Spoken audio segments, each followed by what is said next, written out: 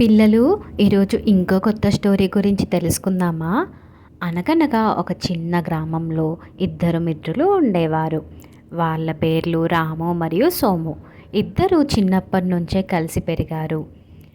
గ్రామంలో ఉండేవాళ్ళు కూడా ఇద్దరు ఒకరిలా ఉంటారు, ఇద్దరు మంచి స్నేహితులు అని చెప్పుకునేవారు.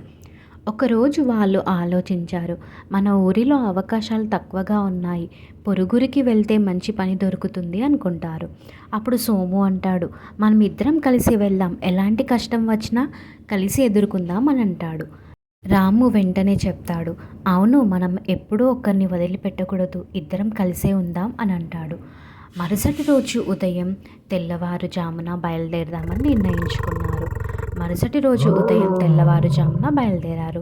ముందుకు వెళ్తూ ఒక పెద్ద అడవి వచ్చింది. అడవి చాలా భయంకరంగా కనిపించింది. సోము నెమ్మదిగా అన్నాడు, రాము కొంచెం భయంగా ఉంది అని అంటాడు. రాము నవ్వుతూ, నేనున్నాను కదా, భయపడకు నువ్వు అని అంటాడు. ఇద్దరు ఒకరి చెయ్యి ఒకరు పట్టుకొని నడుద్దాం అని అనుకుంటారు. హఠాత్తుగా దూరం నుంచి ఒక పెద్ద శబ్దం వినిపిస్తుంది. గుర్ర్ గుర్ర్. ఇద్దరు తిరిగి చూశారు. అక్కడ ఒక పెద్ద ఎలుగుబంటి కనిపిస్తుంది. సోము భయంతో వణికిపోయాడు. సోము అంటాడు, ఇప్పుడు ఏం చేద్దాం రాము, దీని నుండి ఎలా తప్పించుకుంటాం మనము అని సోము భయపడతాడు. రాము, ఇప్పుడు ఏం చేద్దాం, మనము ఈ ఎలుగుబంటి నుండి ఎలా తప్పించుకుంటాం అని అంటాడు.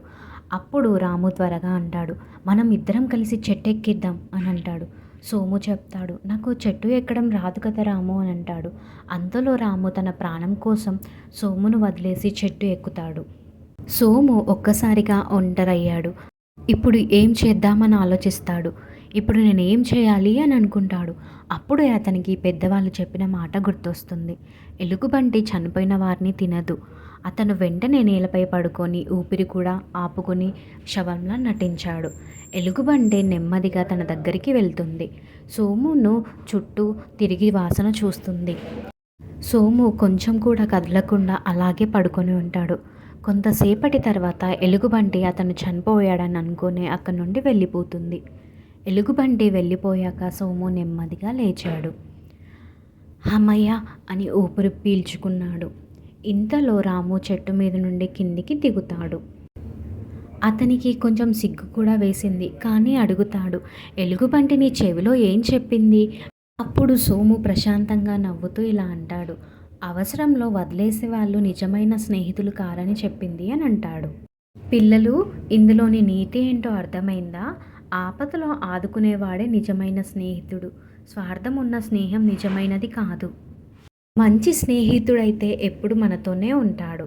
కష్టంలో వదిలేసేవాడు నిజమైన స్నేహితుడు కాదు. పిల్లలు, ఈ స్టోరీ మీకు నచ్చిందా? నచ్చితే BRR టీవీ ఛానల్ని సబ్స్క్రైబ్ చేసుకోండి. Thank you.